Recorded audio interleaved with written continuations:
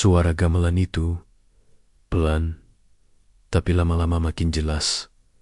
Tengah malam, tenda kami bergetar sendiri. Ada yang lewat di luar. Kami pikir itu pendaki lain, sampai suara gamelannya berubah jadi seperti iringan kirap raja.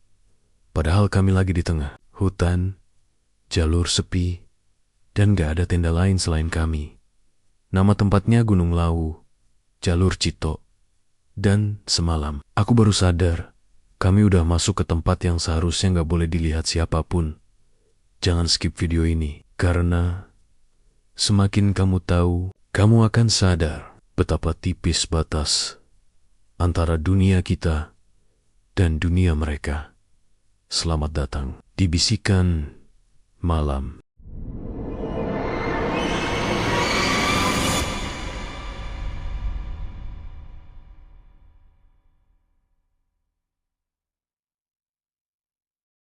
Namaku Dimas. Umurku waktu itu masih 22 tahun. Aku kuliah di Solo, jurusan arsitektur. Cerita ini kejadian waktu semester 5, pas libur tengah semester. Libur cuma seminggu, tapi rasanya kayak udah cukup buat healing. Aku sama 3 temanku, Reza, Adi, sama Bima, sepakat buat naik Gunung Lawu lewat jalur Cito. Kenapa jalur Cito? Karena katanya suasananya masih alami banget. Terus base camp Nia juga deket sama Candi Cito yang mistis itu. Reza tuh yang paling semangat ngajakin. Dia anak yang paling meditasi banget. Suka bawa batu giok kemana-mana. Katanya buat penyeimbang energi. Kita bertiga sering godain dia dukun muda. Tapi ya karena dia paling ngerti soal gunung, ya udah kita ikut aja. Kami berangkat dari Solo sore hari, naik motor berdua-dua. Perjalanan ke base camp Cito sekitar 2 jam. Jalanan mulai naik, banyak tikungan tajam, dan angin udah mulai dingin pas kami mendekati kawasan hutan pinus. Di tengah jalan, kami sempat berhenti sebentar buat foto-foto. Karena mataharinya pas banget, hampir tenggelam di balik pegunungan. Langitnya warna oranye keemasan, indah banget. Pas sudah nyampe base camp, suasananya sepi. Cuma ada satu warung kecil yang dijaga ibu-ibu tua. Kami disambut ramah, tapi tatapan ibu itu ke Reza agak lama. Aku sempat perhatiin, tapi ya mungkin perasaanku aja. Setelah makan mie rebus dan ngopi, kami daftar ke pos penjagaan. Petugasnya ngasih peringatan halus. Kalau naik jalur Cito, tolong jangan mekam-mekam ya mas. Di atas tuh banyak yang jaga, tapi bukan yang kelihatan mata. Waktu dia ngomong gitu, aku ngerasa bulu kuduku meremang, tapi Reza malah senyum. Kami, sopan kok pak, jawab Reza. Abis itu, kita langsung siap-siap buat pendakian. Rencananya kami mau ngekam di pos 5, terus besok pagi summit ke puncak. Tapi perjalanan malam ini, yang ternyata bakal jadi awal dari semua kejadian aneh itu, langit udah mulai gelap. Pas kami mulai jalan, suasana mendadak hening banget. Bahkan, suara jangkrik pun cuma sesekali kedengeran. Senter di kepala kami jadi satu setania sumber cahaya. Tanah mulai becek karena sebelumnya habis hujan. Daun-daun basah dan udara jadi lembab banget. Adi, yang biasanya cerewet, jadi pendiam. Bima juga kayak lebih banyak nunduk. Aku, entah kenapa, ngerasa kayak ada yang ngawasin dari balik pohon. Perasaan itu makin kuat pas kami lewat satu area yang katanya tempat meditasi. Ada batu besar, bentuknya aneh, kayak kepala manusia. Di situ, Reza berhenti sebentar. Ini tempatnya, gumam Reza pelan. Aku nanya, tempat apa? Tempat orang dulu semedi. Jangan lama-lama di sini, kata Reza. Tanpa banyak tanya, kami jalan lagi. Tapi langkah kami rasanya makin berat. Kayak tanah nahan kaki kami. Belum lagi kabut mulai turun, tebel banget. Sampai jarak pandang tinggal 2 meter. Kami saling panggil nama masing-masing supaya nggak kepisah. Reza, aku di depan dem. Bima, aku di belakang lu. Kami jalan makin pelan. Di kejauhan, samar-samar, aku dengar suara, kayak gamelan. Awalnya pelan banget, tapi jelas. Suara saron sama gong. Aku langsung berhenti. Dengar nggak? Semua diem. Terus Reza bilang, diem. Jangan ngomong. Kami berdiri di tengah kabut. Suara gamelan makin jelas, makin mendekat. Tapi anehnya, gak ada cahaya. Gak ada tanda-tanda ada orang lain. Dan musiknya bukan kayak gamelan biasa. Temponya lambat. Nada-nadanya kayak sedih. Aku gemeteran. Reza, ini apaan? Reza kayak dia malah buka tasnya dan ngeluarin seikat kecil bunga kering. Dia taruh di tanah dan bilang pelan, kami numpang lewat. Kami gak ganggu. Tolong biarkan kami lewat dengan selamat. Setelah dia bilang itu, suara gamelan berhenti. Bener-bener berhenti. Kayak dipotong tiba-tiba. Kabut pelan-pelan naik. Udara jadi lebih dingin dari sebelumnya. Tapi kami semua masih diem. Suasana mencekam. Kami lanjut jalan tanpa ngomong sama sekali. Gak ada yang berani bercanda atau ngeluh. Baru pas sampai di pos 5, kami semua ngeluarin napas liga. Kami pasang tenda. 2 tenda kecil. 1 buat Reza dan Adi. 1 lagi buat aku sama Bima. Waktu kami masak air buat kopi Bima niltuk, gak ada yang mau bahas suara gamelan tadi. Adi langsung bilang, gak usah, udah malam. Mending tidur. Reza Kuma diem sambil ngerokok. Mukanya serius banget. Aku masih deg-degan.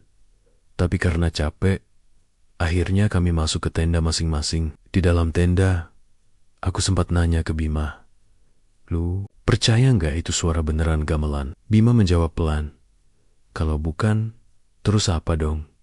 Aku nggak bisa tidur malam itu. Di luar, angin berhembus pelan. Tapi di sela-sela angin, aku sempat dengar suara langkah. Bukan hewan. Langkah kaki manusia. Pelan, teratur, berputar, kayak ada yang muterin tenda.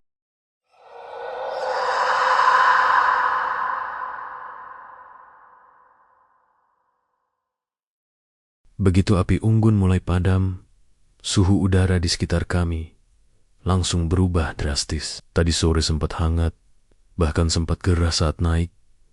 Tapi sekarang, dinginnya beda. Rasanya nusuk sampai ke tulang.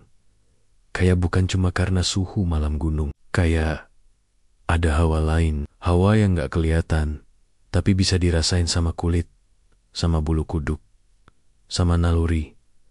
Kami berempat, aku, Dimas, Yuda, dan Adit, akhirnya masuk ke tenda setelah memastikan api benar-benar mati dan gak bakal nyulut. Apapun, tenda kami cukup besar buat 4 orang. Kami tidur memanjang, dua-dua sejajar. Di dalam tenda, angin masih bisa masuk lewat celah-celah kecil. Jadi kami tidur pakai jaket gunung, sarung tangan, dan buff nutupin sebagian wajah.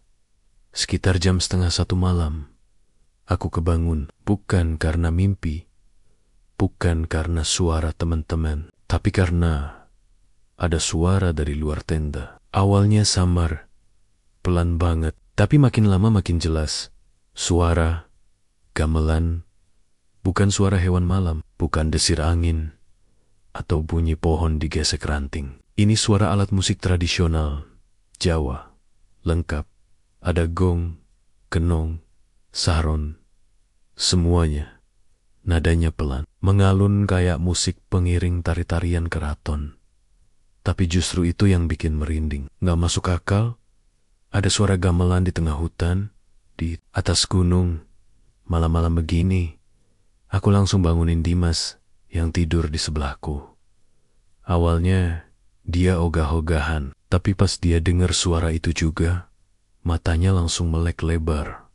Anjir, itu suara apaan? Bisiknya. Aku cuma geleng. Yuda dan Adit juga bangun. Karena kami ribut sendiri. Suara gamelan makin kenceng. Dan pelan-pelan diselingi suara-suara lain. Kayak langkah kaki. Kayak suara orang bisik-bisik. Tapi bahasanya aneh. Bukan bahasa Jawa yang biasa kami dengar. Dimas langsung buka resleting tenda dikit, intip keluar. Tapi gelap. Penerangan cuma dari bulan yang setengah ketutup awan. Kami nggak lihat apapun. Tapi suara itu makin jelas. Kayak makin dekat. Dan tiba-tiba ada satu gong besar yang dibunyikan keras banget. BOOOONG. Kami semua refleks nutup mulut. Takut teriak, detak jantungku berasa di telinga. Telinga pun tiba-tiba berdenging. Kayak kena tekanan tinggi. Gamelan itu terus main. Dan makin aneh. Nadanya gak beraturan. Kayak ada yang main dalam keadaan marah atau kerasukan. Aku coba lihat jam. Jam-jam 1:17 pagi. Rasanya waktu gak jalan. Suara itu muter-muter di sekitar tenda. Kadang kayak di kiri, pindah ke kanan, lalu ke belakang, lalu depan. Kayak kami lagi dikelilingin. Dimas nyalain senter kecil. Tapi begitu cahayanya nyorot keluar tenda, langsung redup sendiri. Aneh banget, padahal itu senter baru. Baterainya penuh. Aku gak nyaman banget, bro. Kita harus baca doa, bisik Yuda. Kami semua mulai baca ayat kursi. Pelan-pelan, sambil sesekali nutup telinga. Karena suara gamelannya makin keras. Dan bikin sakit kepala. Dan tiba-tiba, semua berhenti. Suara itu hilang. Langit masih gelap. Udara masih dingin. Tapi gak ada suara apapun. Sunyi. Tapi justru itu yang paling nyeremin. Karena biasanya kalau di hutan pasti ada suara jangkrik, burung malam, angin, apapun. Ini benar-benar hening. Aku udah mulai keringetan. Padahal dingin banget. Jantung masih deg-degan.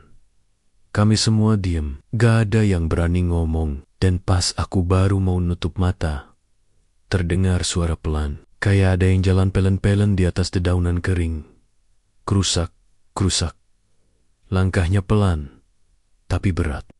Binatang kecil. Ini langkah kaki manusia. Semua langsung pasang mata. Dimas pelan-pelan buka resleting tenda satu celah kecil lagi buat ngintip. Tapi begitu dia buka, gak ada siapa-siapa. Tapi jejak langkah itu gak berhenti. Malah makin dekat. Dan tiba-tiba, ada bayangan melintas di depan tenda. Bayangan hitam, gak kelihatan jelas. Tapi cukup besar buat nutup cahaya bulan sesaat. Ada yang lewat barusan. Kata Dimas pelan banget. Aku langsung ambil pisau lipat kecil dari tas. Bukan karena mau nyerang, tapi buat jaga-jaga aja. Suasana udah gak masuk akal. Gak ada sinyal HP. Gak bisa minta tolong. Dan yang paling parah, gak bisa kabur juga. Malam, gelap, dan kami di tengah jalur pendakian.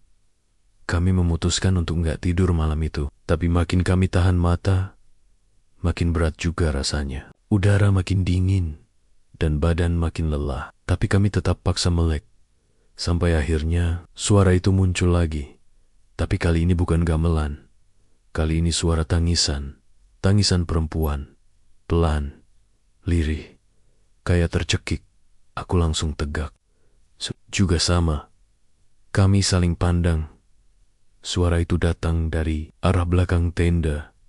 Perlahan, suara tangisannya makin dekat, makin jelas, dan makin aneh. Karena setelah beberapa detik, tangisan itu berubah jadi cekikikan yang panjang dan pecah. Kayak suara orang gila. Atau bukan orang. Yuda tiba-tiba nutup telinga dan meringkuk. Gak bisa. Suara itu masuk ke kepala, katanya sambil gemetar. Aku langsung peluk dia dan bilang, terus baca doa, jangan diam. Sementara Dimas udah siap pegang senter, walau nyalanya masih lemah. Kami tahu, kami gak bisa keluar. Kami cuma bisa bertahan di dalam dan berharap malam ini cepat berlalu.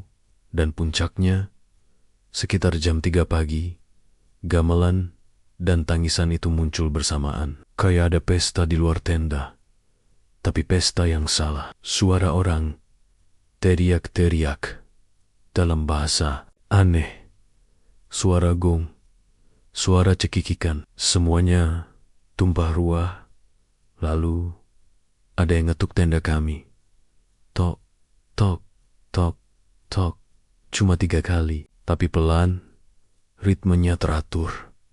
Dan ngetuknya dari atas. Ya, dari atas tenda. Kayak ada yang berdiri di atas tenda dan mukul pelan dari atas. Siapapun atau apapun itu, gak mungkin manusia biasa. Kami semua diam. Yuda udah nangis.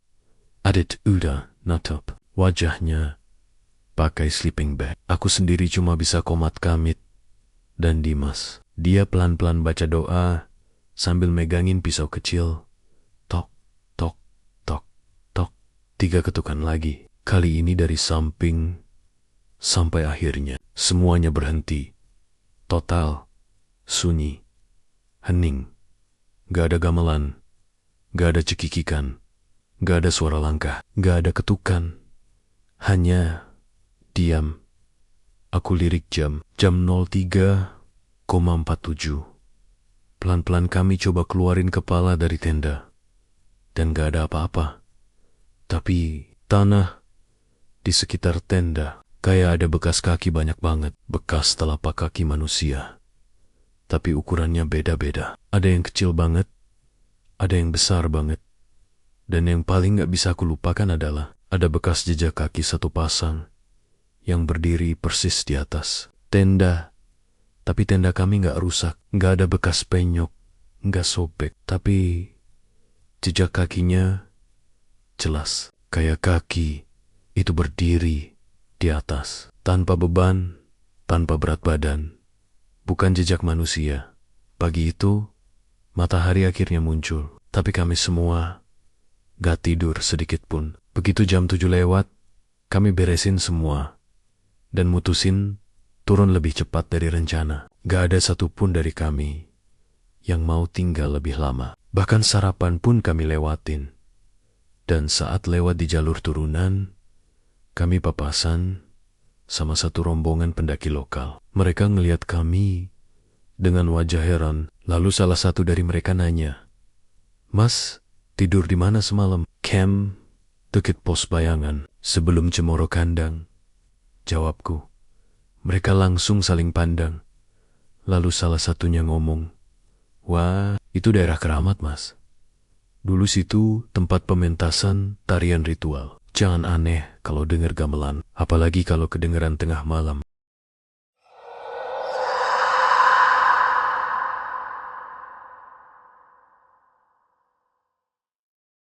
Suasana malam di Gunung Lawu berubah drastis. Setelah tadi sore sempat cerah dan terasa bersahabat, kini angin dingin menyapu tenda-tenda kami seperti membawa pesan yang sulit dijelaskan. Kami berenam masih dalam tenda, masing-masing mencoba untuk istirahat.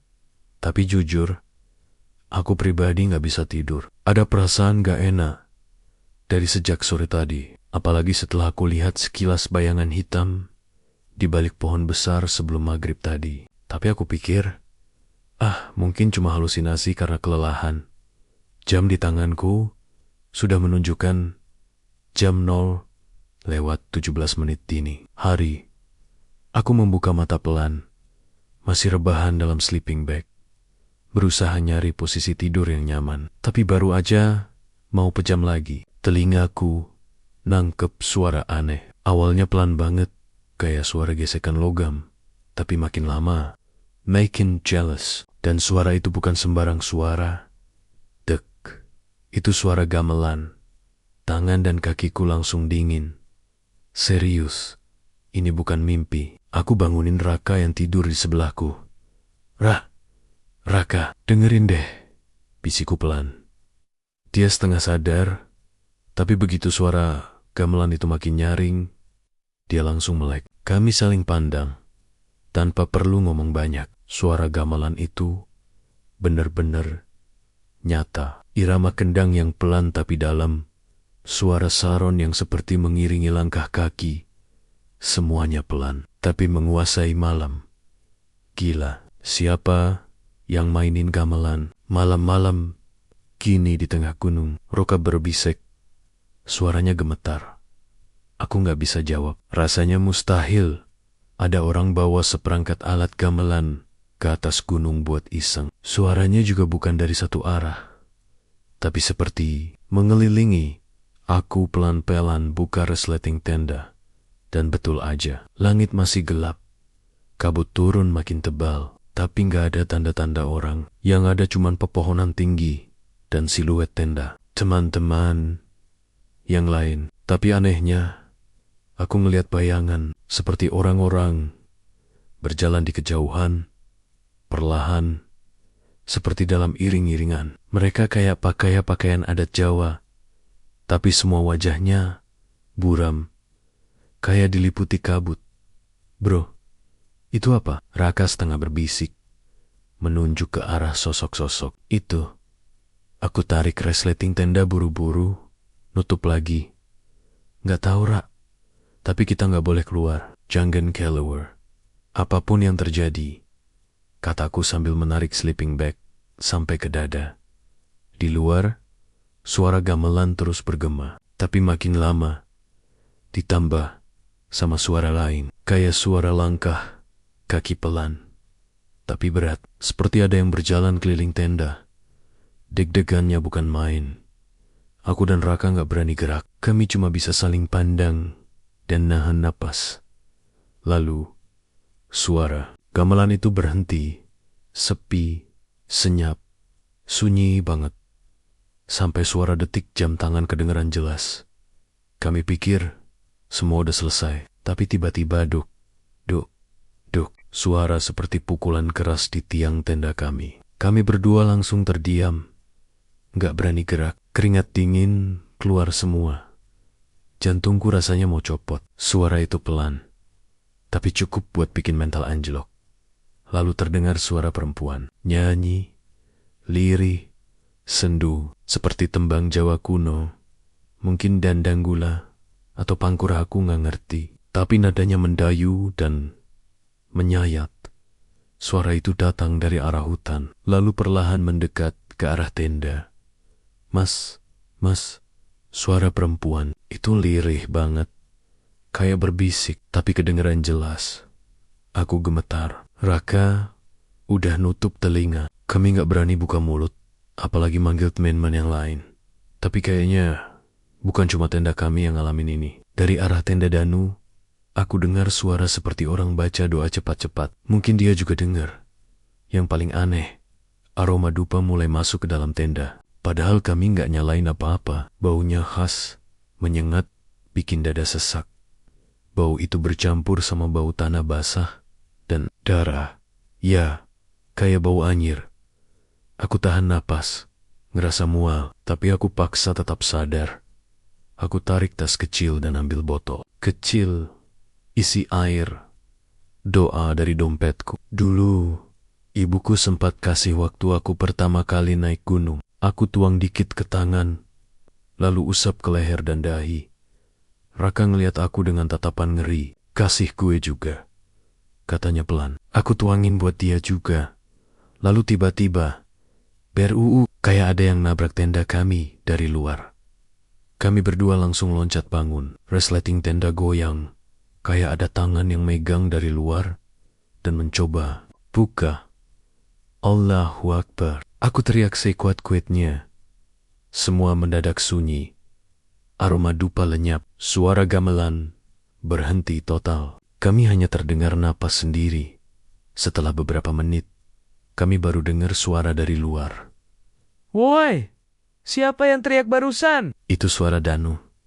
Aku buru-buru buka tenda. Di luar, Danu, Nugi, sama Farhanda berdiri.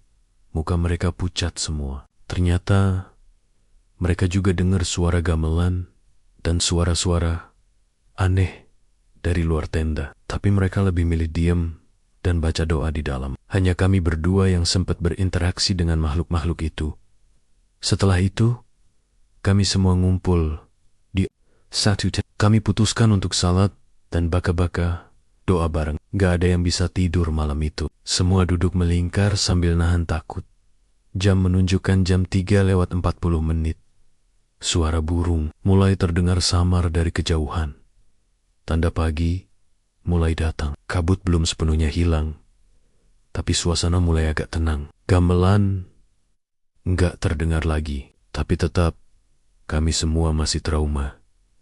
Begitu matahari mulai naik, sekitar jam 6, kami semua sepakat buat packing dan turun. Jalur Cito, yang semula kami anggap aman, ternyata penuh misteri. Bahkan, menurut salah satu pendaki senior yang kami temui di pos bawah, suara gamelan adalah salah satu pertanda bahwa mereka sedang mengadakan kirap gaib. Dan siapapun yang tanpa sengaja menyaksikan, bisa jadi dibawa ikut.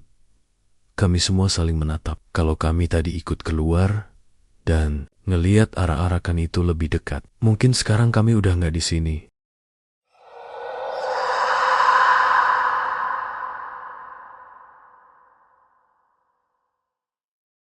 Pagi itu suasana jadi aneh, bukan karena kabut yang masih tebal atau suhu dingin yang bikin yari-yari komik aku, tapi karena perasaan ganjil yang ngikutin sejak malam tadi. Kami berenam berdiri di sekitar tenda dengan wajah pucat. Pagi di gunung itu adem dan segar, tapi kali ini rasanya kayak bangun dari mimpi buruk yang belum selesai. Suara burung pun terasa kayak kejauhan, lebih nyaring suara deg-degan di dada sendiri. Aku lihat Danu ngerokok sambil duduk di batu. Tatapan matanya kosong, sementara Raka masih diam, nunduk, kayak masih nyimpen ketakutan yang semalam belum keluar semua. Nugi dan Farhan bolak-balik ngelipet sleeping bag tanpa ngomong sepatah kata pun. Bahkan Rehan yang biasanya paling banyak ngoceh, sekarang jadi pendiam. Suasana kita pagi itu sunyi banget. Aku iseng ngecek sekitar, pelan-pelan jalan ke arah tempat aku ngeliat bayangan iring-iringan semalam. Tapi sekarang tempat itu kosong, cuma ada jejak-jejak tanah basah dan beberapa bekas seperti tapak kaki. Tapi anehnya bukan tapak sepatu hiking, lebih mirip jejak kaki telanjang, kecil-kecil dan banyak banget, kayak cap kaki anak kecil, tapi arahnya muter-muter gak jelas. Aku mundur pelan, nahan napas, bulu kuduku berdiri semua. Ayo cepetan packing, kita turun aja. Gue ngerasa tempat ini kayak gak pengen kita di sini lebih lama, kata Rehan tiba-tiba.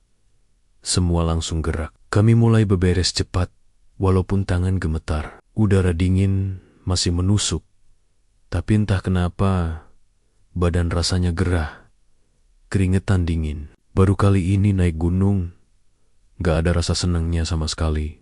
Sambil beberes, Raka bisik ke aku, "Lo masih ingat suara gamelan semalam?" Aku angguk. Dia lanjut, "Gue mimpi aneh, Ra. Gue ngeliat cewek berkebaya, rambutnya panjang banget, duduk di tengah lingkaran orang-orang yang nari, tapi semua mukanya hitam legam, kosong. Mereka nunjuk ke arah kita. Aku diem, karena anehnya aku juga mimpi yang sama, meskipun dalam versi yang agak beda, tapi tetap tentang iring-iringan dan perempuan berkebaya itu. Tapi aku gak mau nambahin kepanikan. Jadi aku cuma jawab, "Udah, nanti aja cerita-ceritanya. Fokus turun dulu." Sekitar pukul 07,0, kami mulai bergerak turun lewat jalur yang sama, jalur Cito. Tapi suasananya beda banget dari waktu kami naik. Jalur yang biasanya ramai suara burung, suara ranting patah, sekarang hening. Kami jalan cepat, nyaris tanpa obrolan. Bahkan Danu yang biasanya suka nyanyi iseng sepanjang jalur pun kali ini diem. Langkah kaki kami kayak jadi satu satania. Suara yang nyaut di sepanjang hutan beberapa kali. Aku ngerasa kayak ada yang ngikutin di belakang. Setiap aku nengok, gak ada siapa-siapa. Tapi perasaan itu terus muncul, makin kuat. Apalagi pas lewat satu jalur sempit yang kanan karennya ditutup pepohonan rimbun. Waktu itu aku ngelihat bayangan hitam di balik pohon tinggi banget, berdiri tegak. Tapi pas aku lihat lagi, kosong. Aku cuma bisa nahan napas dan jalan makin cepat. Sekitar 1 jam jalan, tiba-tiba Rehan berhenti. Kalian dengar nggak barusan? Katanya pelan. Kami semua diem. Apaan? Tanya Nugi. Kayak suara anak kecil ketawa. Jawab Rehan sambil nengok ke belakang. Aku langsung merinding. Nggak usah nengok, terusin aja jalan, kataku tegas. Tapi Danu malah nyengir. Mungkin itu suara Eko. Gunung emang suka gitu. Belum habis dia ngomong. Dari kejauhan, kedengeran jelas suara ketawa. Bukan Eko, tapi ketawa anak kecil. Nyaring, melengking, dan dekat banget. Kami semua langsung diem. Suara itu muncul sekali, lalu hilang, turun. Sekarang, kata Farhan tiba-tiba. Kami lanjut jalan cepat, tapi makin jalan, jalurnya terasa beda. Padahal kami lewat jalur yang sama pas naik kemarin, tapi sekarang terasa lebih sempit. Dan tanahnya lebih lembek, seperti belum pernah diinjak orang. Aku berhenti sebentar, buka GPS offline di HP, ngecek jalur. Anehnya, posisi kami sekarang gak sinkron sama jalur pendakian. Kayak kami udah nyimpang, padahal kami semua yakin gak ada yang belok. Jangan-jangan kita kesasar, bisik Raka.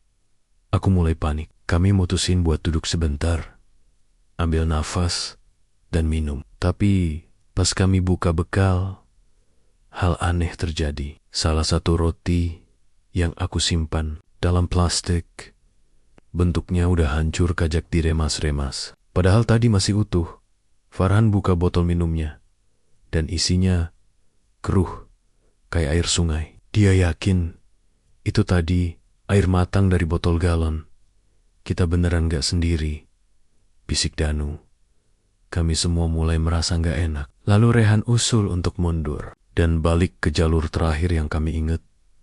Kami jalan balik sekitar 10 menit, dan kami sampai ke jalur yang benar. Di sana ada tanda pohon yang kami sempat tandain pakai tali merah. Rasanya lega banget. Meskipun lutut udah lemas, tapi pas kami baru mulai jalan lagi di jalur yang benar, kami dikagetkan sama sosok berdiri di kejauhan. Seorang pria tua, pakai caping lebar, berdiri di tengah jalan. Wajahnya samar, tapi jelas. Dia ngadep ke arah kami. Kami berhenti. Pria itu gak ngomong. Dia cuma angkat tangan, nunjuk ke arah kanan, ke arah hutan. Kami diem. Gak ada yang berani gerak. Lalu sosok itu tiba-tiba hilang. Kayak kabut menelan dia. Aku udah gak bisa mikir. Tapi anehnya, setelah sosok itu hilang, jalanan di depan kami jadi lebih terang. Kabut pelan-pelan ngilang, dan suasana jadi agak lebih normal. Kami putuskan untuk lanjut turun, pelan-pelan, sekitar jam 11 siang. Akhirnya, kami sampai di pos base camp jalur Cito. Beberapa pendaki lain yang baru mau naik kelihatan santai.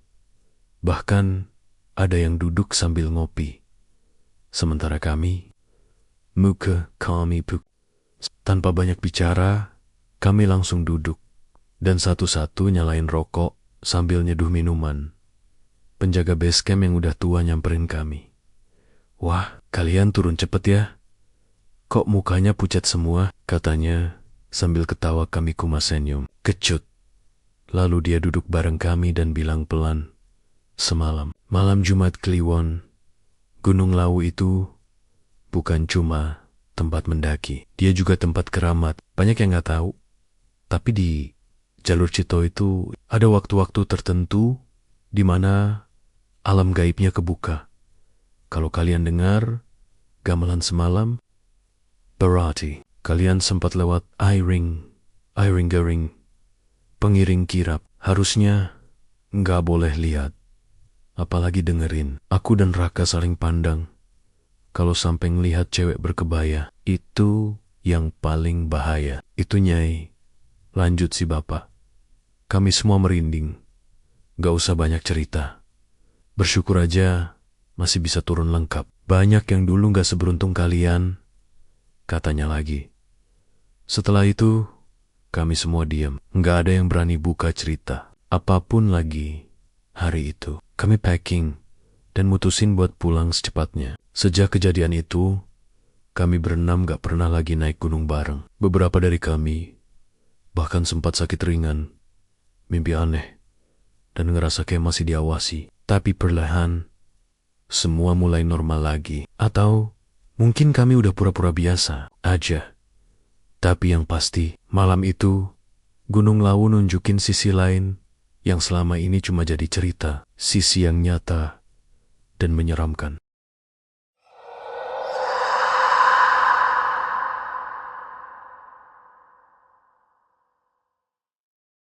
Jantungku makin gak karuan. Gamelan yang tadinya cuma samar, sekarang udah jelas banget. Bukannya berhenti, malah makin cepat temponya. Deng deng deng, prok prok prok, ting ting ting. Suaranya muter, kadang dari kiri, kadang dari kanan, kadang dari belakang tenda kami. Tapi yang paling bikin merinding, gak ada satupun dari kami yang berani buka mulut. Semua diam, tegang, takut. Lampu tenda masih nyala, tapi cahaya dari dalam kayak ketahan. Gak bisa menembus luar. Seolah-olah malam di luar tenda itu bukan malam biasa. Rasanya kayak kabut pekat nutupin semuanya. Angin dingin ngebelai kulit. Dan untuk pertama kalinya malam itu aku sadar, kita udah masuk ke tempat yang bukan tempat manusia. Aku nengok ke arah Dio. Dia masih duduk bersila, tapi matanya udah merah, keringetan dingin. Padahal suhu udara dingin banget. Reza, yang biasanya paling ceria, sekarang diem sambil merem, megangin tasbih kecil yang dia bawa dari rumah. Cuma Lintang yang masih kelihatan agak tenang, tapi tangannya gemeter waktu dia narik sleeping bag buat nutupin badannya. Entah kenapa, malam itu semua kayak kehilangan tenaga. Kita duduk diam dalam tenda, tapi rasa takut itu gak ngasih kita ruang buat berpikir jernih. Aku ambil botol air minum, tapi waktu ngelepas tutupnya, suara geling kecil dari tutup botol langsung disambut suara lain dari luar. Suara cewek, ketawa kecil, lembut, tapi gak manusiawi. Seolah ada yang ngintip dari balik tenda, nunggu kita lengah. Lu denger gak? Bisik Dio. Suaranya lirih banget. Aku cuma ngangguk, gak mampu ngomong. Sumpah, malam itu kayak ujian mental. Setiap detik berlalu kayak sejam. Sampai akhirnya suara gamelan berhenti. Tiba-tiba, tanpa transisi, mendadak sunyi. Tapi bukan sunyi biasa. Ini sunyi yang bikin telinga sakit. Gak ada jangkrik, gak ada daun bergerak, gak ada angin. Bahkan suara napas kami sendiri kayak ditahan.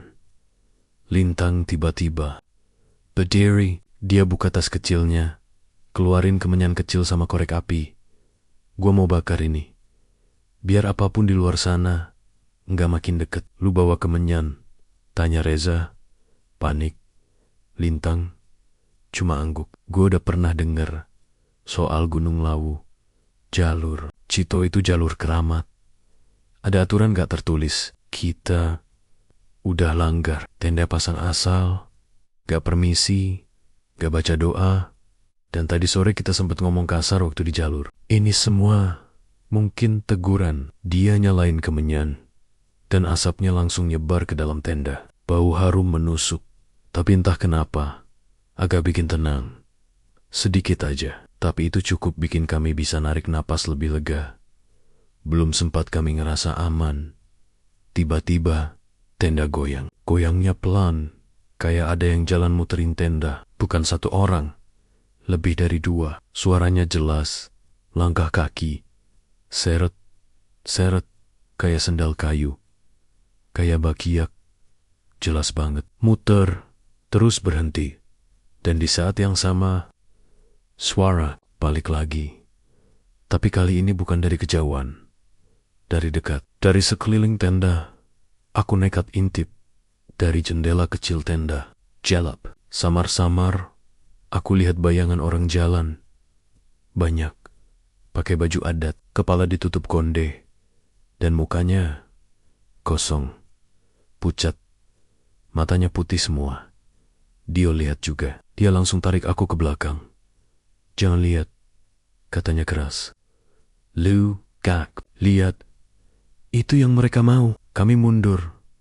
Kumpul di tengah tenda. Reza mulai baca ayat kursi. Lintang bantu. Aku, jujur aja, otak udah gak fokus. Yang kupikirin cuma satu. Bisa nggak kita selamat dari sini? Detik berlalu. Gamelan makin cepat. Tenda makin goyang. Bahkan, aku dengar suara gamelan udah masuk ke dalam. Kepala kayak diputar dari dalam otak. Rasanya pengen muntah. Reza tiba-tiba teriak, "Panas! Panas! Tangan gue panas!" Kami lihat ke tangannya. Ada bekas merah. Kayak dicap. Bentuknya aneh. Bulat dengan aksara Jawa. Kayak cap kerajaan. Lintang langsung tutupin dengan kain. Ini bukan luka biasa. Kita udah bener-bener dilihatin. Mungkin salah satu dari kita dipilih. Apa maksudnya dipilih? Aku tanya. Panik. Kadang mereka butuh tumbal. Jawab Lintang pelan. Dan kalau kita nggak keluar dari sini sebelum subuh, bisa-bisa kita nggak akan turun sebagai manusia lagi. Kalimat itu bikin suasana makin kacau. Dio mulai nangis. Reza makin histeris. Aku berusaha tetap tenang, tapi tangan gemetar, kepala pusing, dan perut mual. Di luar, gamelan berhenti lagi. Lalu, terdengar suara langkah satu orang mendekat, pelan. Setiap langkahnya bikin bumi kayak ikut nahan napas. Dan tap-tap-tap, suara itu berhenti tepat di depan pintu tenda. Kami semua diam. Napas tertahan. Tangan keriput dengan kuku panjang mencakar. Pelan kain tenda dari luar. Pelan. Tapi cukup buat bikin kami semua langsung tiarap di lantai tenda. "Jangan bergerak," bisik Lintang. "Jangan napas keras. Jangan buka mata." Mereka nyari yang paling takut. Dan aku sadar, kita udah jadi tamu di tempat yang gak pernah ngundang kita. Waktu rasanya berhenti. Gak ada yang berani ngomong. Tangan itu masih ngeraba tenda. Kadang nyekik, kadang nyakar. Terus tiba-tiba, suara itu hilang. Gamelan juga lenyap kayak gak pernah ada. Kami semua masih tiarap. Keringat dingin udah ngebasahin sleeping bag. Sampai akhirnya ayam hutan berkokok dari kejauhan. Cahaya fajar muncul dari balik kain tenda. Langit mulai biru samar. Kami nggak langsung keluar. Takut. Tapi pas yakin matahari udah naik, Lintang pelen-pelen buka pintu tenda. Dan di luar, gak ada apa-apa.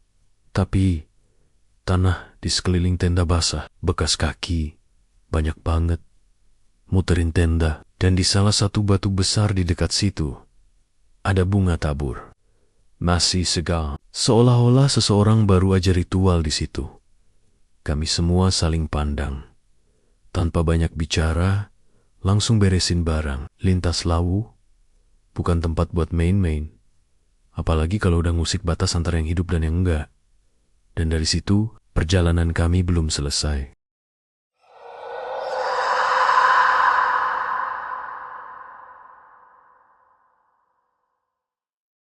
Waktu itu, aku bener-bener gak bisa tidur. Setelah suara gamelan itu hilang, dan si Rio udah balik masuk tenda, suasana malah jadi makin mencekam. Angin gak lagi berhembus kayak tadi. Justru yang bikin aneh, semuanya hening total. Gak ada binatang malam. Gak ada suara dedaunan gesek. Bahkan suara dengus napas temen-temenku juga nyaris gak terdengar. Aku coba pejamkan mata, tapi jantungku berdetak kencang banget. Bayangan sosok yang tadi kulihat dari balik tenda masih muter-muter di kepala. Aku gak tahu itu apaan, tapi yang jelas, itu bukan manusia biasa. Aku hafal betul siluet itu. Dia gak jalan biasa, tapi kayak melayang. Bayangannya tinggi dan samar. Udah gitu muncul pas gamelan lagi keras-kerasnya. Aku makin yakin Ini bukan gangguan biasa. Rio masih tiduran di sebelahku. Aku lihat dia melek juga.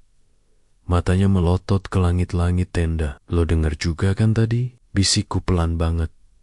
Dia cuma angguk pelen. Gak masuk akal, Ron. Ini Gunung Lawu. Ya gue tahu ini Gunung Keramat. Tapi gamelan, tengah malam gini, suara deket banget. Kayak di luar tenda. Gue takut, yo. Serius, gue ngerasa dari tadi, kita tuh diperhatiin. Kita diam sebentar. Lalu dari luar tenda, tiba-tiba, kelontang, kelontang. Suara alat musik tabuh lagi. Kali ini lebih pelan. Kayak satu-satu alatnya dibunyikan. Tapi jelas, suara itu makin dekat. Aku refleks tutup mulut sendiri. Karena mau teriak. Tapi di saat yang sama, kita berdua bisa ngeliat dari sela resleting tenda yang gak ketutup rapat ada bayangan kaki. Banyak. Gak cuma satu. Aku gak tahu kenapa. Tapi bayangan itu gak kayak kaki orang pada umumnya. Ada yang gak pakai alas kaki. Ada yang cuman kaki setengah. Kayak transparan. Yang bikin makin gak masuk akal. Bayangan itu ngelewatin tenda kita. Tapi gak nginjak rumput. Mereka ngelewatin permukaan tanah.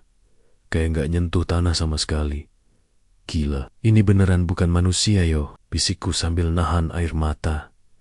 Rio pegang tanganku kenceng banget. Dia juga udah gemeteran, tapi kita sepakat gak buka tenda, gak keluar, gak ngapa-ngapain. Kita cuma bisa diem, sambil dengerin suara aneh itu, muter-muter di sekitar kita. Beberapa menit berlalu, atau mungkin jam, aku gak tahu.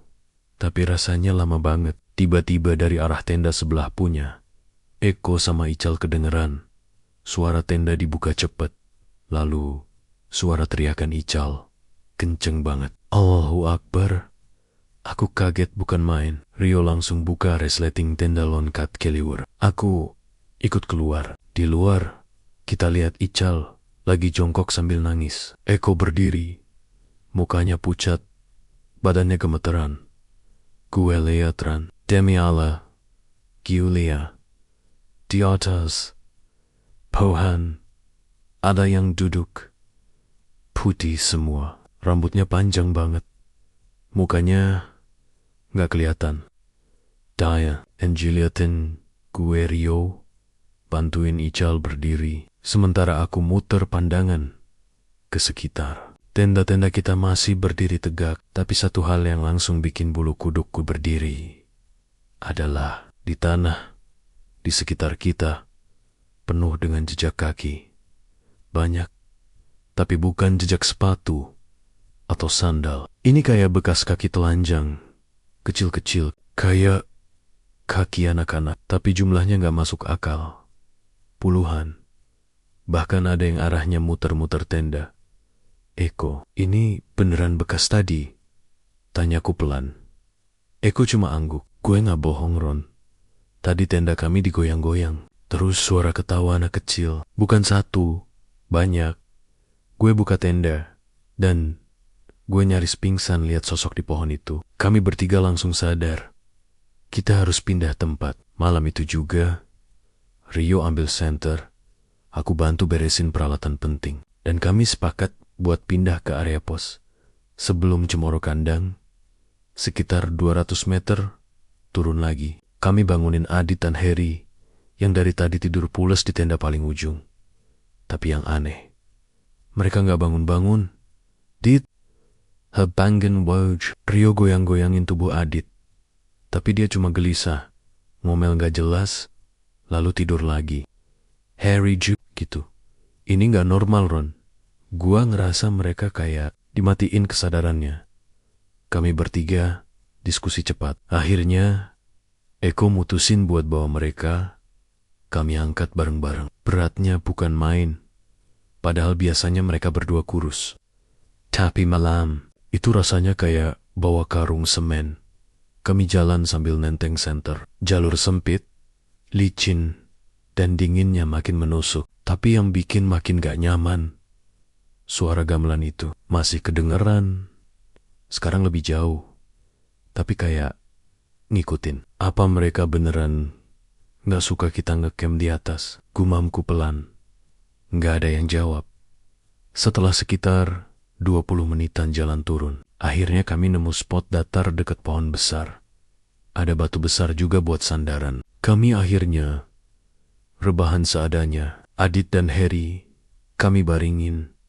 Dan untungnya mereka mulai sadar perlahan. Gue mimpi aneh, kata Harry sambil pegang kepala kayak gue diundang masuk ke istana. Ada banyak orang pakai baju tradisional, main musik. Gue disuruh duduk, dikasih makan. Tapi pas gue lihat ke piring, makanannya jari manusia. Kami semua diam.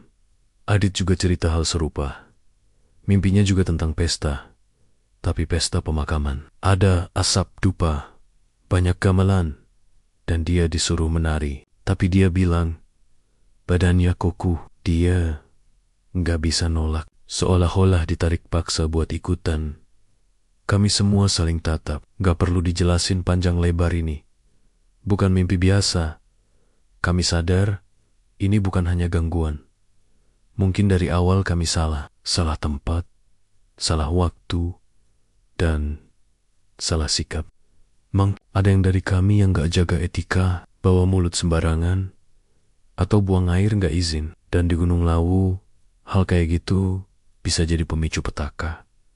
Malam itu, kami gak tidur. Kami nyalain api kecil buat jaga-jaga. Gamelan udah gak kedengeran lagi, tapi hawa dingin di sekitar kami makin gak wajar. Adit yang biasanya kuat juga mulai menggigil.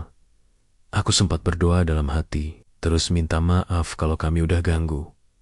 Menjelang subuh, suara burung mulai terdengar. Langit mulai terang pelan-pelan. Suasana mulai normal. Tapi kami semua, Kak Ada, yang berani bilang itu cuma halusinasi. Pagi harinya, kami mutusin buat langsung turun ke base camp. Tanpa sarapan, tanpa diskusi lagi. Dan saat kami jalan menuruni jalur, aku sempat nengok ke atas, ke tempat kami pasang tenda semalam. Di antara kabut yang belum sepenuhnya hilang, aku yakin, aku lihat sosok tinggi berdiri di balik pohon.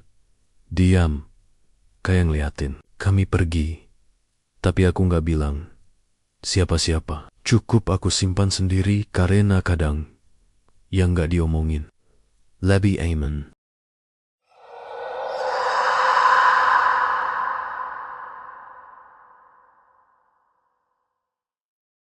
Setelah kejadian semalam itu, kita semua kayak orang kehilangan arah. Walaupun langit udah terang dan jalur pendakian kembali tampak normal seperti biasanya. Tapi di hati masing-masing dari kami ada rasa yang susah dijelasin. Aku, Rio, Eko, Ical, Adit, dan Harry jalan turun dengan langkah berat. Bukan karena capek, tapi karena ada semacam beban yang nempel di punggung kita sejak malam itu. Beban yang gak kelihatan, tapi bisa bikin sesak nafas. Sepanjang perjalanan turun, kita hampir gak ada yang ngobrol. Biasanya, kalau udah di hari terakhir, kita pasti rame, ngeledekin satu sama lain, ngobrolin makanan enak yang bakal kita makan di base camp, atau sekadar ngebahas momen lucu selama naik. Tapi ini, semuanya diam. Yang terdengar cuma suara langkah kaki di atas tanah berpasir, dan sesekali desahan napas berat. Pas sampai di pos peristirahatan sebelum pintu masuk, kita ketemu rombongan pendaki lain yang baru mau naik. Mereka semangat banget. Bahkan ada yang bawa mini speaker sambil muter lagu rock. Kami cuma senyum kecil dan minggir pelan, ngasih jalan. Salah satu dari mereka nyapa, "Bang, turun subuh-subuh gini, nggak dingin ya?" Aku jawab pendek, "Hehe, dingin sih, tapi lebih serem yang semalam." Mereka ketawa, nganggap aku bercanda. Tapi Rio langsung narik lenganku buat jalan lagi. "Udah Ron, jangan cerita ke siapa-siapa dulu," bisiknya. Akhirnya, kami sampai base camp sekitar pukul 9 pagi. Matahari udah naik, tapi cuaca tetap dingin. Di base camp, ada satu ibu penjaga warung yang ngeliatin kami aneh. Pas kami pesen teh panas dan duduk di bangku kayu depan warung, Dia datang pelan dan duduk bareng. "Kalian semalam ngecam di mana?" tanya ibu itu tiba-tiba. Kami saling pandang. "Di jalur ke atas, Bu, dekat pos sebelum Cemoro Kandang. Kami rencana mau muncak, tapi batal," jawab Eko. Ibu itu diam sebentar, lalu tarik napas panjang. "Kalian dengar suara gamelan?" Kami langsung nahan napas. Rio pelan-pelan nurunin gelas tehnya ke meja. Aku cuma ngangguk. Ibu itu manggut-manggut. "Kalian beruntung, masih bisa turun semua." Gak ada dari kami yang berani jawab. Ibu itu lalu cerita, katanya, banyak pendaki yang nekat ngecamp di jalur-jalur tertentu tanpa tahu sejarah tempat itu. Apalagi jalur Cito.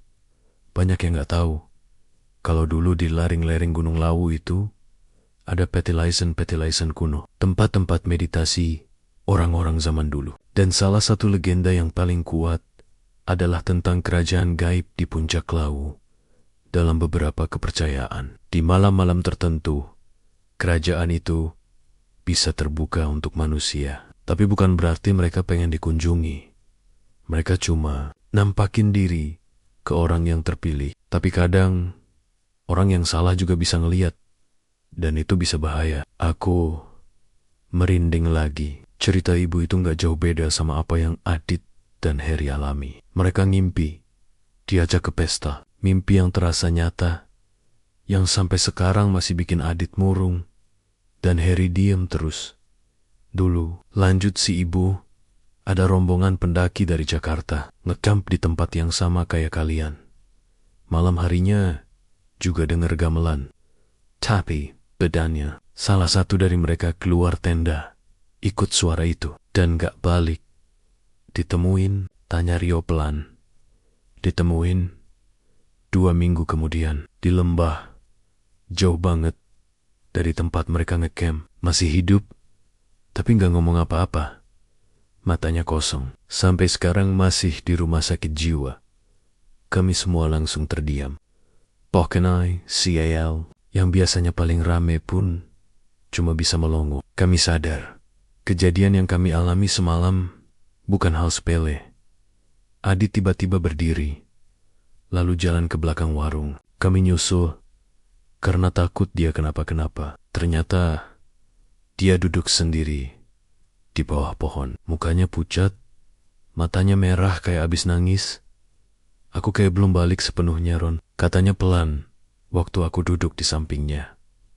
Maksudnya, dalam mimpi itu, aku makan makanan mereka. Aku nari di depan rajanya. Dan mereka bilang, aku harus balik. Suatu saat, aku langsung merinding sampai kepala. Eko yang denger juga ikutan pucat. Lo jangan aneh, Nedit. Udah, itu cuma mimpi. Adit pelan-pelan buka kaosnya. Di punggungnya ada bekas lebam hitam, kayak cap tangan, tapi bukan tangan manusia biasa. Lebih besar, jari-jarinya panjang banget. Kami semua panik. Rio buru-buru manggil ibu warung tadi. Begitu ibu itu lihat bekas di punggung Adit, mukanya langsung berubah. "Ini, kalian harus bawa dia ke tempat sesepuh di sini. Jangan nunggu lama." Akhirnya kami bawa Adit ke rumah sesepuh desa yang katanya biasa bantuin pendaki yang dibawa pulang sama penunggu gunung. Namanya Mbah Marto. Rumahnya sederhana, di pinggir jalan desa. Pas kami datang, beliau lagi duduk di teras, seolah udah nungguin. Anak ini udah dicap, tapi belum diambil. Masih ada waktu, kata Mbah Marto setelah lihat Adit sekilas. Kami gak ngerti maksudnya, tapi kami nurut aja. Adit disuruh masuk sendirian ke ruangan gelap, ditemani satu asisten Mbah Marto. Kami duduk di luar, nunggu hampir 1 jam. Dari dalam rumah, kami dengar suara bacaan doa, lalu suara teriakan Adit. Keras banget, kayak orang kesurupan. Kami hampir mau dobrak masuk, tapi dilerang. Setelah sekitar 15 menit, pintu dibuka. Adit keluar dengan langkah gontai, tapi ekspresinya beda. Lebih tenang, matanya kayak baru bangun dari tidur panjang. Udah, tapi jangan pernah balik ke sana lagi. Minimal 7 tahun, kata Mbah Marto. Kami semua angguk. Hari itu juga, kami pulang ke kota. Perjalanan turun dari Tawangmangu ke rumah masing-masing. Jadi perjalanan paling sunyi yang pernah aku alami.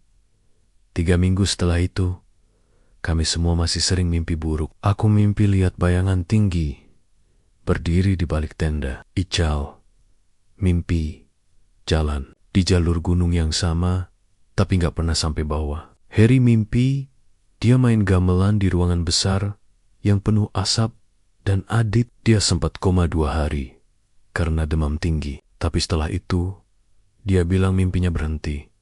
Sampai sekarang, tiap kami ketemu dan ngobrol, pasti ada jeda panjang saat nyebut kata gamelan. Kayak ada sesuatu yang ngebekas di kepala kita semua.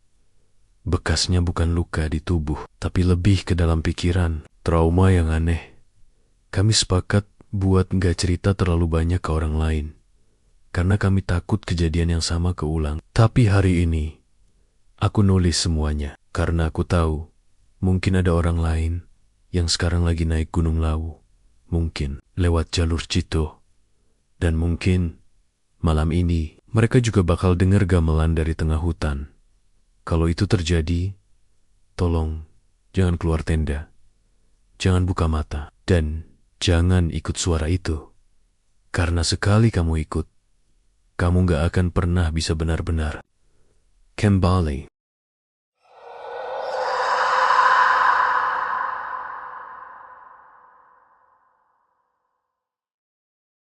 Tenda kami cuma satu, tapi suara gamelan semalam seolah datang dari penjuru hutan. Sampai sekarang, tiap aku dengar suara gamelan di dunia nyata, aku masih gemetar.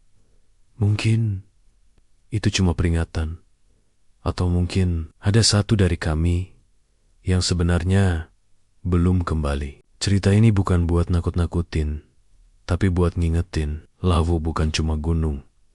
Di sana ada dunia yang hidup, dan tidak semua yang hidup bisa kamu lihat dengan mata. Kalau kamu suka cerita ini, bantu kami menyebarkan bisikan malam ke lebih banyak telinga. Like, share, dan jangan lupa subscribe, karena malam ini bisa jadi giliran kamu yang dengar bisikan malam.